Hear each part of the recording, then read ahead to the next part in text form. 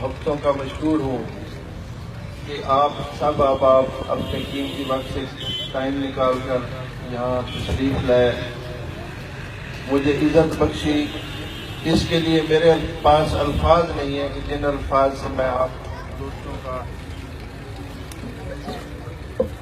شکریہ ادا کروں۔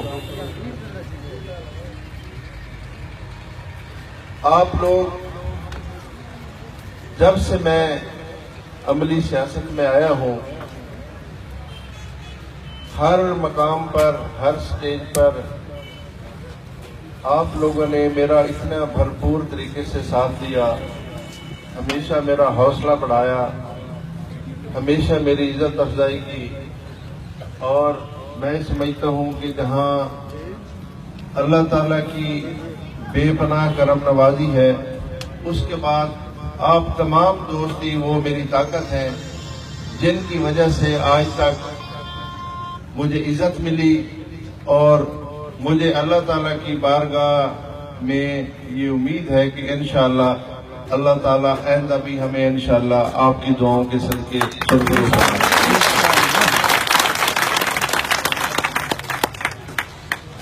کچھ عرصہ پہلے میں نے مسلم لیگ نون سے ریزائن دیا، مسلم لیگ نون کو خیر بات کہہ دیا۔ اس میں میرے بہت سارے دوستوں کے گلے شکوے بھی شامل ہیں کہ میں نے کسی سے مشاورت نہیں کی، اور اپنے طور پہ میں نے ایک فیصلہ کر لیا۔ میں عرض یہ کرنا چاہتا ہوں کہ میرا حلقہ تقریباً 3,55,000 کی آبادی پر مشتمل ہے۔ آپ مجھے بتائیں کہ میں کس سے مشورہ کرتا۔ اگر میں 10 آدمیوں سے مشورہ کرتا تو باقی لوگ یہی کہتے کہ یار آپ کے لیے یہ صرف 10 بندے اہم تھے، باقی لوگ آپ کے لیے اہم نہیں تھے۔ میں یہ سمجھتا ہوں کہ میرا سب سے بڑا سرمایہ میرے حلقے کے وہ غریب عوام ہیں جو محنت کر کے اپنی تازہ روٹی کما کے گھر لے جاتے ہیں اور شام کو اپنے بچوں کو کھلاتے ہیں۔ میں ان لوگوں کو سلام پیش کرتا ہوں کہ ان لوگوں نے، ان غریب لوگوں نے ہمیشہ میرا ساتھ کیا، ہمیشہ میرا مان رکھا، اور مجھے کبھی بھی مشکل سے مشکل حالات میں بھی ان غریب دوستوں نے مجھے آج تک نہیں چھوڑا۔ میرا سرمایہ، میری کل کائنات، میری جمع پونجی میرے وہ غریب دوست ہیں جنہوں نے کبھی بھی مشکل وقت میں مجھے نہیں چھوڑا۔ میں آپ کو تھوڑی سی وضاحت کرنا چاہتا ہوں کہ سن 2007 میں آپ کی دعاؤں سے، آپ کی محنت سے، آپ کی کوشش سے میں تحصیل ناظم منتخب ہوا دوسری بار۔ تو میں نے اس وقت تحصیل نظامت چھوڑنے کا فیصلہ کیا۔ اس وقت بھی میں نے کسی سے مشورہ نہیں کیا تھا، میں نے استعفیٰ دیا اور میں نے ایم پی اے کا الیکشن لڑنے کا اعلان کیا تھا۔ اس وقت اگر دیکھا جاتا تو ہر لحاظ سے اٹریکشن تحصیل ناظم میں تھی، ایم پی اے شپ میں اس وقت کوئی اٹریکشن نہیں تھی۔ میں بطور تحصیل ناظم اس وقت کے وزیر اعلیٰ جناب پرویز الہی صاحب کے پاس گیا، اور میں نے انہیں گزارش کی کہ جناب وزیر اعلیٰ صاحب، میرے حلقے کے جو بچے ہیں ان کے لیے تعلیم کی سہولت میسر نہیں ہے، آپ مہربانی کریں ہماری تحصیل کے لیے کچھ سکول عنایت فرمائیں تاکہ غریب لوگوں کے بچوں کو ابتدائی تعلیم کی سہولت میسر ہو سکے۔ انہوں نے مجھے جواب دیا کہ مکسی صاحب، آپ تحصیل ناظم ہیں، آپ گلیوں کے لیے، نالیوں کے لیے، سڑکوں کے لیے تو فنڈ مانگ سکتے ہیں، اگر وہ چاہیے تو میں آپ کو دے دیتا ہوں، لیکن یہ کام M N A M P A کا ہے، سکول بنوانا آپ کے پرویو میں، آپ کے اختیار میں نہیں ہے، لہذا میں آپ کو ان کے لیے فنڈ نہیں دے سکتا۔ میں نے کافی تکرار کی، لیکن انہوں نے مجھے جھٹک دیا کہ نہیں مکسی صاحب، آپ کو یہ نہیں ملیں گے، یہ M N A M P A کو ملیں گے۔ تو میں ان سے یہ وعدہ کر کے آیا تھا کہ چودھری صاحب انشاءاللہ میں ایم پی اے بن کے آؤں گا اور اپنے علاقے میں سکول لے کے جاؤں گا انشاءاللہ۔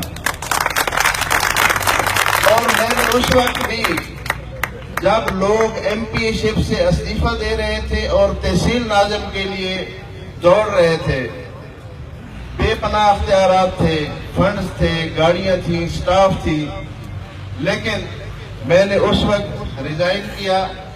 اور جو نون لیگ والے آج یہ کہہ رہے ہیں کہ جی ہمیں چھوڑ دیا، میں ان سے یہ پوچھنا چاہتا ہوں کہ میں نے نون لیگ ان کا اقتدار دیکھ کر جوائن نہیں کی تھی. اس وقت نواز شریف اور شہباز شریف جدہ بیٹھے ہوئے تھے اور انہیں خود بھی یہ پتہ نہیں تھا کہ ہمیں کوئی پاکستان بھی آنے دے گا یا نہیں آنے دے گا. میں اقتدار کی خاطر نہیں گیا تھا، میں اپنے علاقے کے عوام کے مفاد کی خاطر میں نے اس وقت نون لیگ جوائن کی تھی. اور الحمدللہ آپ کی دعاؤں سے، آپ کی محبتوں سے میں ایم پی اے منتخب ہوا. اور ایم پی اے منتخب ہونے کے بعد جو کچھ میں نے آپ کے علاقے میں کیا وہ میرے بتانے کی ضرورت نہیں، آپ اس کے بہتر آبزرور ہیں اور تشریح گواہ. جب دوبارہ آپ کی مہربانی سے اور اللہ تعالیٰ کی کرم نوازی سے میں ایم پی اے منتخب ہوا تو اس وقت نون لیگ نے ہمارے ساتھ سوتیلی والا سلوک شروع کر دیا. یہاں پہ بہت سارے دوست ایسے بیٹھے ہیں، بہت سارے ایسے بیٹھے ہوں گے جنہیں سکولوں کی ضرورت تھی، جنہیں سڑکوں کی ضرورت تھی، جنہیں منصوبوں کی ضرورت تھی اور جن کی بڑی جینون مجبوریاں تھیں. لیکن اس 5 سالہ دور میں سمجھتا ہوں کہ جس توقع، جس جوش و خروش، جس جذبے سے میں علاقے کی ترقی کرنا چاہتا تھا، مجھے فنڈز نہیں دیے گئے، مجھے محروم رکھا گیا. میرے علاقے کے منصوبے، منظور شدہ منصوبے روکے گئے. پتہ نہیں ایسا کیوں ہوا. بارہا میں نے قیادت سے رابطہ کیا کہ جناب آپ ہمیں اس طرح نظر انداز نہ کریں. ہماری سب سے بڑی ترجیح، ہماری سب سے بڑی جماعت، ہمارا سب کچھ، ہمارا سب سرمایہ میرے علاقے کے وہ دوست ہیں جن کی وجہ سے میں منتخب ہو کے آتا ہوں. اور اگر میں انہیں مایوس کروں گا تو یقیناً میں نہ پھر ایم پی اے بنوں گا، نہ آپ اقتدار میں رہیں گے، نہ یہ سلسلہ چلے گا. لیکن کوئی توجہ نہ دی گئی. آپ نے دیکھا کہ ہر ایونٹ پہ آپ لوگوں نے میرا بھرپور ساتھ دیا. جب وزیر اعظم لیا میں ہے، سب سے زیادہ عوام میرے حلقے سے جوش و جذبے سے، حالانکہ میرا حلقہ لیا ڈسٹرکٹ ہیڈ کوارٹر سے 120 کلومیٹر سے شروع ہوتا ہے، لیکن سب سے زیادہ عوام ہم لے کے گئے. ہم نے اس جلسے کو کامیاب بنایا. اس جلسے میں جتنے وعدے وزیر اعظم صاحب نے ہمارے ساتھ کیے، آج تک ہمارے ساتھ چوبارہ کے لوگوں کے ساتھ، چوک اعظم کے لوگوں کے ساتھ کیا گیا ایک بھی وعدہ پورا نہ ہوا. چوک اعظم کے لیے سوئی گیس کا اعلان ہوا، آج تک اس پہ کام شروع نہیں ہو سکا، نہ اس کے لیے فنڈ دیے گئے. اسی طرح ہمارے لیے تھل گریٹر کینال کی ریماڈلنگ کا انہوں نے کہا کہ اس کا کام ہم شروع کرا دیں گے، آج تک اس کا کام شروع نہ ہو سکا. اسی طرح جب وزیر اعلیٰ صاحب یہاں تشریف لائے لیے شہباز شریف صاحب، اس وقت بھی سب سے بڑی نمائندگی میرے حلقے کے لوگوں کی تھی. تقریباً 850 گاڑیوں کا قافلہ لے کے ہم پنڈال میں گئے اور اس جلسے کی شان آپ لوگوں نے، آپ اس کے چشمدید گواہ ہیں. آپ نے اپنی آنکھوں سے دیکھا کہ ہمارے جانے سے پہلے پنڈال خالی پڑا ہوا تھا. سارے ضلع لیا کے جلوس آ چکے تھے لیکن وہاں پہ عوام نہیں تھی، کرسیاں خالی پڑی ہوئی تھی. آپ لوگوں نے جا کے اس جلسے کی رونق بنائی. اس جلسے کو آپ نے 4 چاند لگائے اور اس جلسے میں آپ لوگوں کی وجہ سے وزیر اعلیٰ صاحب کا وہاں پہ کامیاب جلسہ ہوا. وہاں پہ ہمارے ساتھ 60 کروڑ روپے کا وعدہ کیا گیا، 30 کروڑ روپے چوبارہ کے لیے اور 30 کروڑ روپے چوک اعظم کے لیے. آج تک ہم پھرتے رہے لیکن ہمیں 60 کروڑ کی بجائے 60 روپے کے فنڈ بھی جاری نہ ہوئے. ہم نے یہاں سے منصوبے لکھ کے پرپوزلیں بنا کے بھیج دی اور آج تک उन प्रपोजलों पे कोई अमल ना हो सका। इसी तरह सरकारी मुलाजमतें थी, हम पिछले 5 साल से उनको बार बार कहते हैं कि जनाब यहाँ पे जो सीटें खाली पड़ी हैं उनको आप पुर करें और किसी गरीब के घर का चूल्हा जल जाएगा।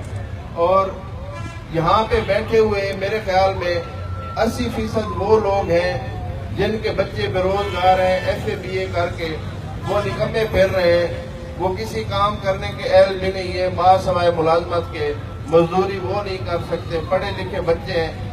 हम रोते रहे, पीटते रहे, लेकिन किसी ने नहीं सुनी और वो इन्होंने एंड पे आके हमें सिर्फ धोखा देने के लिए यहाँ पे इन्होंने इश्तिहार दिया महकमा एजुकेशन में और उसके बाद वो मुलाजमतें कैंसल हो गई। हजारों लोगों ने वहाँ पे दरखास्तें जमा कराई। 1400 सीट महकमा एजुकेशन में खाली थी। अगर यही सीटें 4 साल पहले अगर भर्ती की जाती, 1400 घरों को रोजगार मिलना था, कोई छोटी बात नहीं है। लेकिन आज वो सीटें खाली पड़ी हुई हमारा मुंह चला रही हैं और गरीबों के बच्चे बेरोजगार फिर रहे हैं। जब म्यूनिसिपल कमेटियां बहाल हुई तो उसमें हमारी चौक आजम की म्यूनिसिपल कमेटी, चौबारा की म्यूनिसिपल कमेटी शामिल नहीं थी, ये DMA थी, उन्होंने खत्म कर दी। मैंने बड़ी मुशक्कत करके इसमें चूंकि आबादी थोड़ी थी, मैंने इसमें रूरल एरिया, देहाती एरिया शामिल करा के इसकी आबादी पूरी करके इसको म्यूनिसिपल कमेटी बनाया ताकि हमारी ये जो सहूलियात म्यूनिसिपल कमेटी की वजह से हमें मिल रही है ये खत्म ना हो। जब टीचर्स की भर्ती हुई तो उन हमारे नौजवानों को जो रूरल एरिया के रहायशी थे और उनको 12 नंबर हर स्टूडेंट को देहाती एरिया के मिलने थे, इन्होंने हमारे नौजवान बच्चों के जो मेरिट पे भर्ती होने थे हमारे 12 नंबर इन्होंने काट लिए। मैं वजीर आला से जाके मिला कि जनाब नौजवान बच्चों के साथ इतनी बड़ी ज्यादती न करें। अगर म्यूनिसिपल कमेटी की लिमिट्स में वो आ गए हैं तो वो देहात का एरिया है, वो शहर का एरिया नहीं है। लेकिन इन्होंने कहा कि जी हम कर रहे हैं, इनका मसला हल कर रहे हैं। अब लारे देते देते वो बच्चे आज मेरे ख्याल में उनमें से बेशतर बच्चे ऐसे हैं जो बेचारे ओवर एज हो चुके हैं और किसी नौकरी के काबिल भी नहीं रहे। इसी तरह यहाँ पे कोई नाम निहाल यूनिवर्सिटियां हैं लिया में, पता नहीं सही है या गलत है, उसमें लोगों के बच्चों ने लाखों रुपए फीसें देकर वहां से डिग्री हासिल की हैं। जब भर्ती आई तो उन्होंने कहा कि ये यूनिवर्सिटियां जेली हैं। मैं DC साहब से जाके मिला कि जनाब अगर ये यूनिवर्सिटियां जेली हैं तो आप इनको सील करें, इनको ताले लगाएं। ये लाखों रुपए फीसें ले रहे हैं, यहाँ पे बच्चे पढ़ रहे हैं, उनको डिग्रियां मिल रही हैं और जब डिग्रियां लेके वो जाते हैं तो आप कहते हैं कि इस यूनिवर्सिटी की डिग्री हमें काबिल कबूल नहीं है, तो इनका कोई बंदोबस्त करें। उन्होंने कहा जी हम इसको HEC से वेरीफाई कराते हैं और इसके बाद इनको नौकरियां देंगे। उन बच्चों ने HEC से वो डिग्रियां वेरीफाई कराई, उन्होंने वेरिफिकेशन कर दी, फिर वो हाई कोर्ट गए, हाई कोर्ट में रिट की, हाई कोर्ट ने फैसला कर दिया कि इन बच्चों को नौकरियां दे। वो बच्चे डिग्रियां लेके, नौकरियों के आर्डर उनके लेके आज तक उनको जॉइनिंग नहीं मिली, वो दर दर मारे फिर रहे हैं और हम पीट पीट के थक गए कि जनाब इनका कुछ करें। किसी ने कोई बात नहीं सुनी। मेरे भाई, मुझे पार्टियों से ज्यादा आप अजीज हैं और आपका मफाद अजीज है। जो बंदा वोट देता है उसकी ये ख्वाहिश होती है कि मैंने अगर एक नुमाइंदा मुंतखब किया है, वोट दिए तो मेरे काम भी होने चाहिए।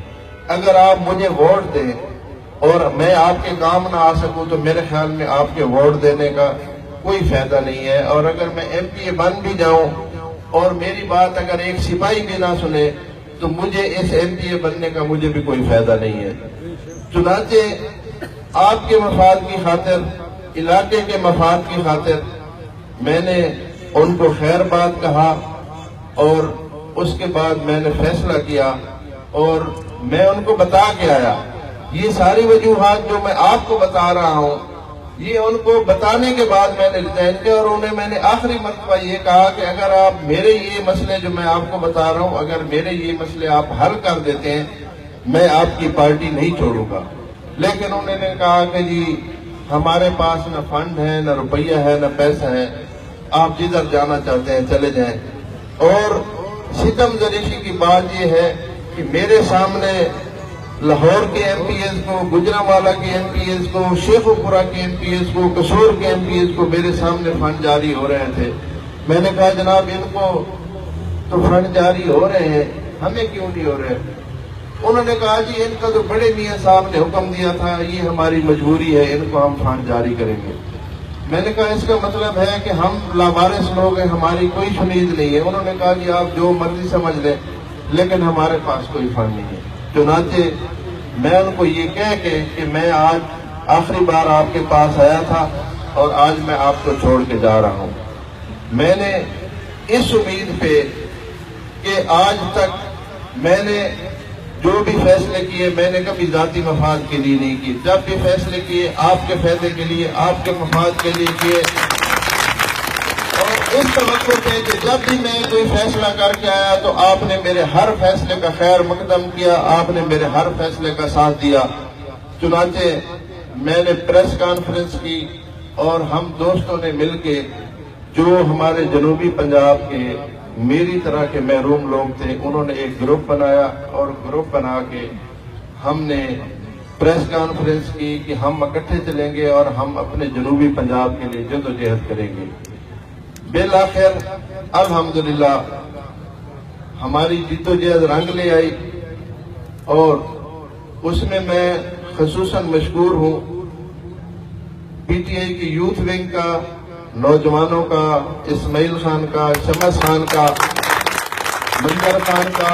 ان نوجوانوں کی بڑی شدید خواہش تھی کہ آپ ہماری پارٹی میں آئیں۔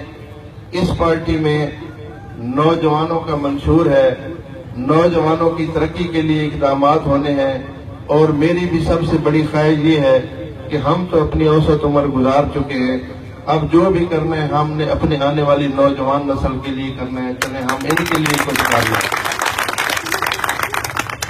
تو ہم نے، ہماری قیادت نے، ہمارا جو گروپ تھا جس میں 15 ایم پی ایز ہیں اور 6 ایم این اے ہیں، اور وہ سارے حکومتی پارٹی سے منتخب شدہ M N A M P A تھے، ہماری قیادت کے، جن میں ہماری قیادت میر بلخ شیر خان مزاری صاحب کر رہے تھے، ان کے مذاکرات ہوتے رہے مختلف جماعتوں سے، نون لیگ سے بھی ان کے مذاکرات ہوئے۔ نون لیگ کو بھی انہوں نے کہا کہ جی آپ ہمیں ہمارا حق دے دیں، ہم سارے کے سارے نون لیگ میں جانے کے لیے تیار ہیں، آپ ہمارا صوبہ جنوبی پنجاب بنا دیں، ہم آپ کے پاس آ جائیں گے۔ لیکن انہوں نے آمادگی ظاہر نہ کی۔ پیپلز پارٹی سے بھی مذاکرات ہوئے، پی ٹی آئی سے بھی ہوئے، پی ٹی آئی سے ہمارے مذاکرات کامیاب ہوئے، اور آپ نے دیکھا ہوگا کہ ہماری جو پریس کانفرنس تھی اس میں 15 MPs, 6 MNAs جو سٹنگ تھے وہ موجود تھے، اور سب کی موجودگی میں پورے پاکستان کا میڈیا وہاں اسلام آباد میں موجود تھا۔ ہم بنی گالا نہیں گئے، عمران خان خود ہمارے پاس چل کے آیا اور اس نے ہمارے ساتھ ایم او یو معاہدے پہ، ایک تحریری معاہدے پہ دستخط کیے کہ انشاءاللہ ہماری حکومت بنے گی تو ہم سب سے پہلے جنوبی پنجاب کے لوگوں کو ان کا حق دیں گے۔ اس معاہدے کی تکمیل کے بعد ہم نے وہ پارٹی جوائن کی، ان کے ساتھ اعلان کیا، اور میں اپنے اس محسن اعظم کا ذکر اگر نہ کروں تو ناانصافی ہوگی۔ میں اپنے محسن اعظم حاجی غلام باس بپی کا انتہائی مشکور ہوں، ان کا سلام پیش کرتا ہوں کہ اس مشکل فیصلے میں جب میں نے استعفیٰ دیا تو اس بندے نے خندہ پیشانی سے سب سے پہلے میرے فیصلے کو آنر کیا، اور اس نے کہا کہ آپ جہاں جائیں، آپ آزاد لڑیں، آپ کسی پارٹی میں جائیں، ہم ہر فیصلے میں، ہر قدم پہ آپ کے ساتھ ہیں۔ آپ نے نون لیگ چھوڑ دی تو میں نے بھی چھوڑ دی، آپ جو پارٹی جوائن کریں گے میری بھی وہی پارٹی ہوگی۔ تو میں ان کا تہ دل سے مشکور ہوں کہ انہوں نے میرا بھرم رکھا، انہوں نے میرا حوصلہ بڑھایا، انہوں نے مجھے بے حد سپورٹ کیا، اور وہ آج تک سیسا پلائی دیوار بن کے میرے ساتھ کھڑے ہیں. حالانکہ ایک دفعہ پورے ہمارے مخالفین گروپس کی صورت میں ان کے پاس گئے اور انہوں نے بڑی کوشش کی. کسی نے کہا حاجی صاحب سارا خرچہ ہم کر دیں گے الیکشن پہ, کسی نے کہا جی ہم آپ کے لیے نون کا ٹکٹ لائیں گے, کسی نے کہا کہ جی ہم آپ کو جنت میں لے جائیں گے. سارے رستے انہوں نے دکھائے, لیکن انہوں نے اپنی ثابت قدمی کا مظاہرہ کیا اور انہوں نے کہا کہ اس دفعہ میں نے مصمم ارادہ کر لیا, جو بھی حالات ہوں میں قیصر خان مقدسی کے ساتھ کھڑا ہوں, وہ جدھر بھی جائے گا میں اس کے ساتھ جاؤں گا. اس کے ساتھ میں عبد المجید خان نیازی صاحب کا ذکر نہ کروں تو وہ بھی ناانصافی ہوگی. وہ ہماری پارٹی کے سٹنگ ایم پی ہیں اور ان کا بے حد اصرار تھا. انہوں نے کہا کہ انشاءاللہ اگر آپ ہماری پارٹی میں آئیں گے انشاءاللہ ہم آپ کی محرومیاں دور کریں گے اور انشاءاللہ اس پارٹی میں آپ کو عزت ملے گی, آپ کے علاقے کے لوگوں کو عزت ملے گی اور نوجوانوں کو عزت ملے گی, نوجوانوں کو روزگار ملے گا. اور میں سمجھتا ہوں کہ ہم گناہگار لوگ ہیں اور ہمیں صرف اور صرف ایک ہی آسرا ہے, ایک ہی وسیلہ ہے. جتنے بھی نبی پاک صلی اللہ علیہ وآلہ وسلم کا کلمہ پڑھنے والے مسلمان ہیں, ہمیں صرف ایک ہی آسرا ہے کہ ہم جتنے بھی گناہگار ہیں ہم رسول پاک صلی اللہ علیہ وآلہ وسلم کی امت ہیں اور ہماری بخشش کا واحد ذریعہ رسول پاک صلی اللہ علیہ وآلہ وسلم کی شفاعت ہے. بروز محشر رسول پاک اپنی امت کی شفاعت کریں گے اور ہمارے سارے گناہ معاف ہو جائیں گے. اور ان کی بدبختی دیکھیں کہ انہوں نے, ہم مسلمان یہ دعویٰ کرتے ہیں کہ ناموس رسالت کے لیے ہم خون کا آخری قطرہ تک بہا دیں گے, ہم گردنیں کٹوا دیں گے, لیکن یہ اقتدار کے نشے میں ناموس رسالت پہ اتنا بڑا دھبا انہوں نے لگایا اور ٹس سے مس نہ ہوئے. میں اذان کا ٹائم ہونے والا ہے, لا الہ الا اللہ محمد رسول اللہ, میں مسلمان ہوں, مرتے وقت مجھے کلمہ نصیب نہ ہو اگر میں جھوٹ بولوں. میں ہمارے احمد خان ایم پی ہیں جو ہماری نون لیگ کے جو سپوکس مین ہیں, میں ان کو ساتھ لے کے شہباز شریف صاحب کے پاس گیا اور میں نے کہا احمد خان صاحب آپ اس جماعت کے سپوکس مین ہیں, آپ نمائندگی کر رہے ہیں, آپ اپنی زبان میں ان کو سمجھائیں کہ آپ مسلمان ہیں, آپ کلمہ پڑھنے والے ہیں, ناموس رسالت کے لیے اگر رانا ثناء اللہ کا استعفیٰ دے دیں تو یہ کوئی اتنی بڑی قیامت نہیں آ رہی. اگر اس پہ یہ لوگ راضی ہو جاتے ہیں تو اس سے بڑی آسان بات آپ کے لیے اور کوئی نہیں ہے. لیکن جب ہم شہباز شریف صاحب سے ملے انہوں نے فرمایا کہ یہ معاملہ جا کے حمزہ شہباز سے ڈسکس کریں. میں نے کہا جناب اگر آپ کو اس معاملے کی اہمیت کا اور حیثیت کا آپ کو اندازہ نہیں تو حمزہ تو ممی ڈیڈی اس نے ہماری کیا بات سننی ہے, ہم واپس آ گئے. اور میرے خیال میں یہ جو ان پہ اللہ تعالیٰ کا عذاب نازل ہو رہا ہے یہ صرف اور صرف رسول پاک صلی اللہ علیہ وآلہ وسلم کی ناراضگی ہے جس کی وجہ سے ان کے برے دن آ گئے. اور آپ دیکھیں گے کہ یہ اتنے ذلیل ہوں گے اس دنیا میں بھی اور بروز محشر بھی, کہ آپ دیکھیں گے اور دنیا دیکھے گی کہ ان کا مقام کیا اور یہ کتنے ذلیل ہو رہے ہیں. نعرہ تکبیر, اللہ اکبر, یا رسول اللہ, یا علی.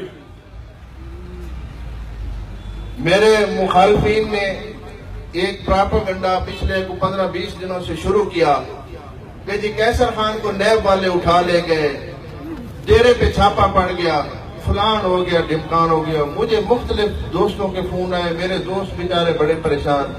میں نے کہا یار میں نے یہاں پہ کون سا خدا نخواستہ پاور پلانٹ لگا لیا ہے یا شوگر مل لگا لی ہے جس کی وجہ سے مجھے نیب والے اٹھا کے لے گئے.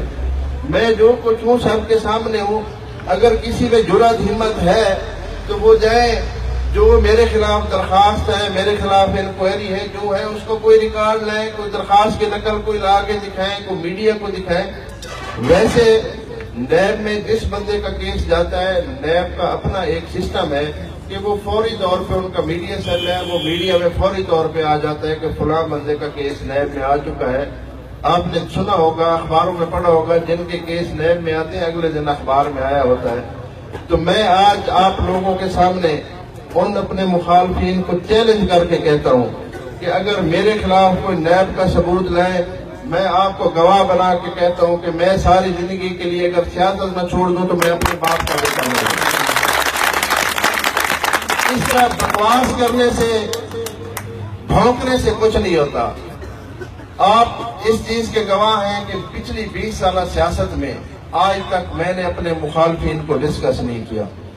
جو کچھ میں ہوں، مجھے آپ لوگوں سے زیادہ بہتر کوئی نہیں جانتا۔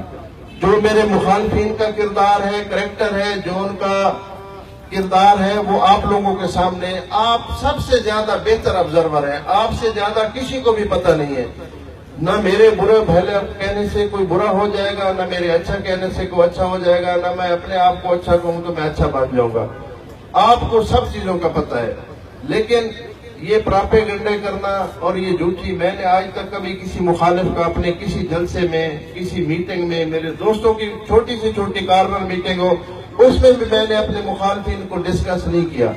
دیکھیں، ہمیں اپنی خامیاں دیکھنی چاہیے۔ اگر مجھ میں کوئی خامی ہے تو میرے دوستوں کا فرض بنتا ہے کہ وہ آئیں، مجھے بتائیں، میری اصلاح کریں۔ مجھے خوشی ہوگی کہ میرے یہ میرے وفادار دوست ہیں جو میری خامیوں کی نشاندہی کر رہے ہیں تاکہ میں وہ غلطیاں دوبارہ نہ کروں۔ اور جو لوگ صرف اس بات پہ یقین رکھتے ہیں کہ جھوٹی خبریں پھیلائیں اور جھوٹا پراپاگنڈا کریں، تو میں ان کو یہ بتا دینا چاہتا ہوں کہ آپ کے بکواس کرنے سے، آپ کے بھونکنے سے کچھ نہیں ہوگا۔ انشاءاللہ میرے حلقے کے عوام مجھے جانتا ہے، میں ان کو جانتا ہوں۔ انشاءاللہ ہمارا یہ جو ساتھ ہے، انشاءاللہ یہ 20 سالہ میری رفاقت، انشاءاللہ یہ میری زندگی تک ان دوستوں کے ساتھ قائم رہے گی۔ میرا جینا مرنا میرا اس عوام کے ساتھ ہے۔ میں ان کے دکھ سکھ میں شامل ہوں، یہ میرے دکھ سکھ میں شامل ہے۔ انشاءاللہ ہم انشاءاللہ مل کے چلیں گے اور انشاءاللہ اللہ تعالی ہمیں فتح و کامیابی سے ہمکنار کرے گا۔ میں آخر میں تمام دوستوں کو سلام پیش کرتا ہوں کہ آپ 2-3 گھنٹے کے شارٹ نوٹس پہ آپ یہاں تشریف لائے، میری عزت افزائی کی، میری حوصلہ افزائی کی۔ بہت شکریہ، میں آپ کا بہت مشکور ہوں۔ ڈاکٹر حنیف صاحب